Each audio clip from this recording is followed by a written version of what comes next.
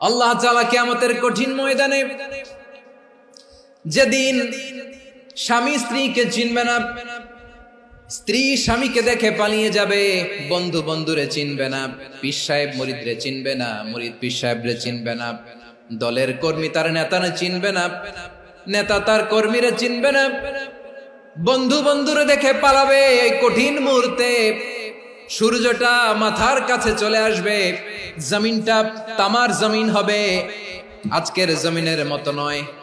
মানুষ ঘর্মাক্ত, ক্লান্ত, শ্রান্ত মাথার মগজগুলো কানের ছিদ্র আর নাকের ছিদ্র দিয়ে বেয়ে বেয়ে পড়বে। বিশ্বনবী ফরমান, কিয়ামতের ওই কঠিন ময়দানে 7 শ্রেণীর ব্যক্তিকে রব্বুল আলামিন তার আরশের নিচে ছায়া দিবেন। তার মধ্যে প্রথম শ্রেণীর ব্যক্তি হলো ইমামুন আদিল, যে ইনসাফের সাথে বিচার করে, যে জাস্টিস সমাজে সার্ভ করে, যে সুশাসন নিশ্চিত করে, ওই ইমামুন আদিল। আদিল শব্দটা বুঝছেন না? ইন্নাল্লাহা ইয়া'মুরু বিল আদল, পাইছেন? আদিল।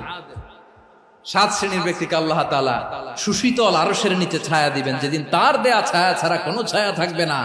এর প্রথম হচ্ছে ইমামুন আদিল, ন্যায়পরায়ণ শাসক। চিল্লায় বলেন সুবহানাল্লাহ।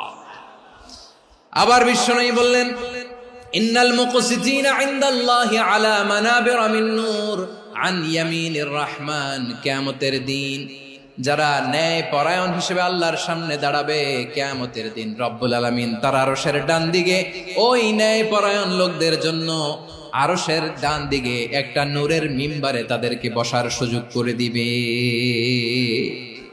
আল্লাহর আরশের ডান দিকে ন্যায় পরায়ণ লোকদের জন্য আল্লাহ তাআলা নূরের মিম্বার বানাবে।